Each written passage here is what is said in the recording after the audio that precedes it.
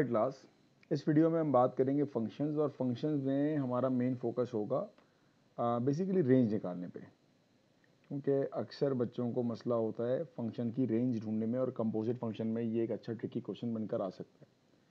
तो सबसे पहले तो हम स्टार्ट करेंगे भाई, रेंज होती क्या है। अच्छी रेंज आपके फंक्शन की मैक्सिमम से लेके मिनिमम वैल्यू तक का जो डिफरेंस होगा वो आपको रेंज बता रही होगी। ठीक है, अब इसको मैंने यूँ ब्रेक किया हुआ है कि लेट सपोज हम इसको फंक्शन में ब्रेक कर लेते हैं।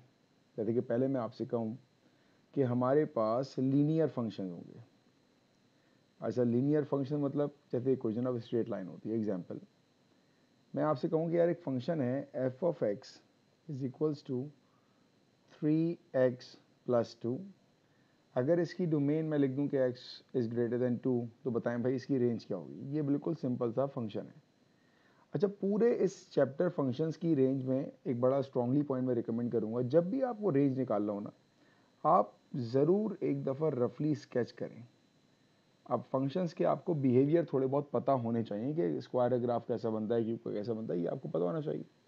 तो एक बिहेवियर पता होगा तो आपको रेंज फाइंड करने में काफ़ी आसानी होगी। अब let's start with this part कि मैंने आपसे कहा कि एक फंक्शन है 3x प्लस 2 और मैंने कहा इसकी रेंज बतानी है। डोमेन मैंने आपको दी थी एक्स इज ग्रेटर देन 2। अब ये लीनियर फंक्शन है, पावर हमारे पास x की 1 है। तो अगर मैं आपसे कहूँ कि यार इसकी लाइन प्लॉट करें, तो जब x मेरे पास 0 होगा तो y 2 होगा। एक पॉइंट ये आ जाएगा। लेट सपोज मैं कहूँ कि यार ये x पे जब 0 है तो y 2 है।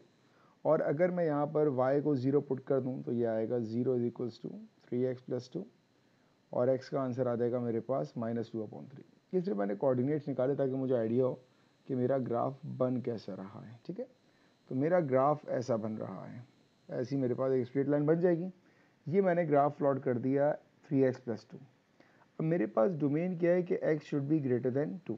तो पहले मैं ये देखूंगा कि जब x की वैल्यू 2 है उस वक्त मेरे पास इसकी वैल्यू क्या आ रही है। ठीक है, तो मेरा फंक्शन क्या है, मेरा फंक्शन है f of x is equals to 3x plus 2।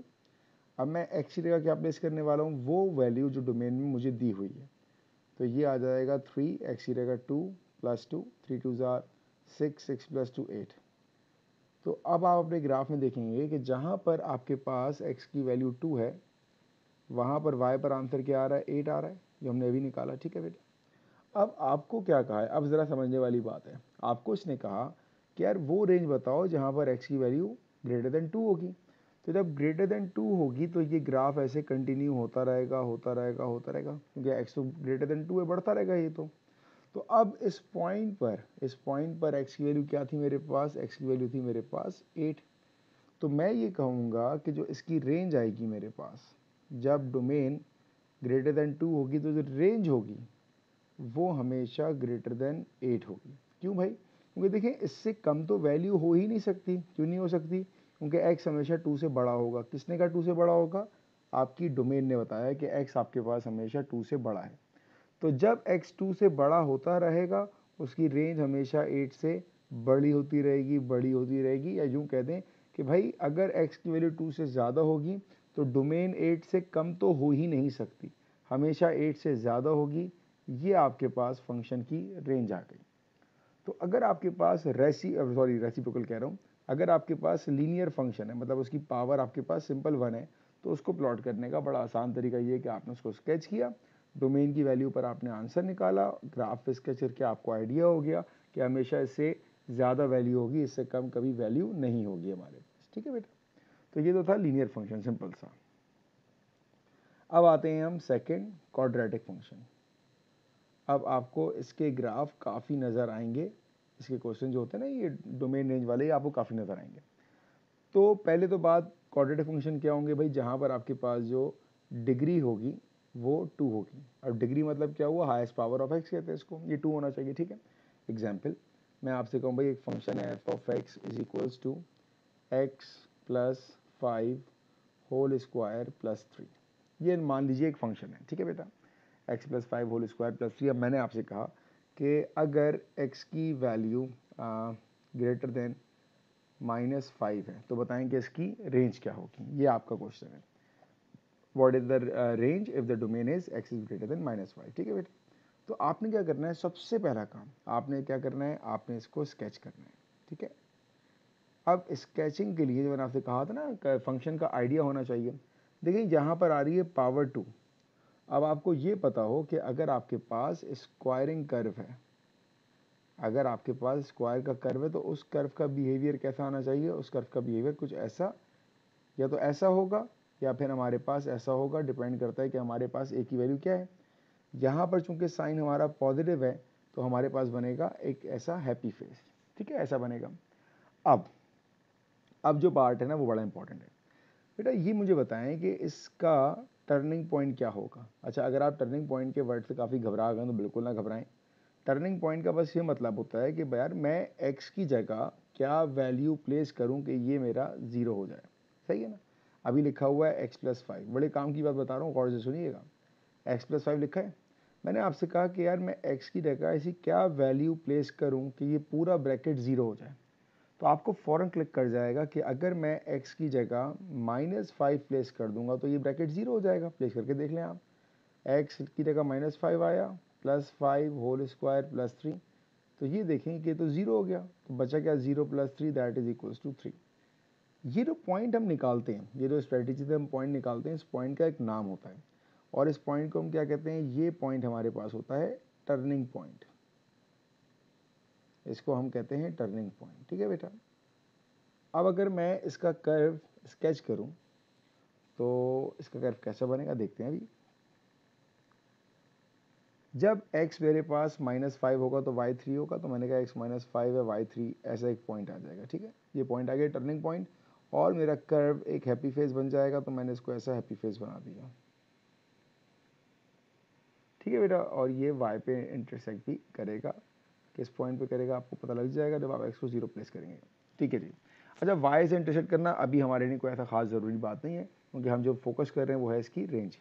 यहाँ पर वैल्यू क्या थी x की वैल्यू यहाँ पर थी मेरे पास -5 जो कि टर्निंग पॉइंट था, और इस पॉइंट पर मेरे पास y की वैल्यू क्या थी, 3 थी, जो हमने निकाली है।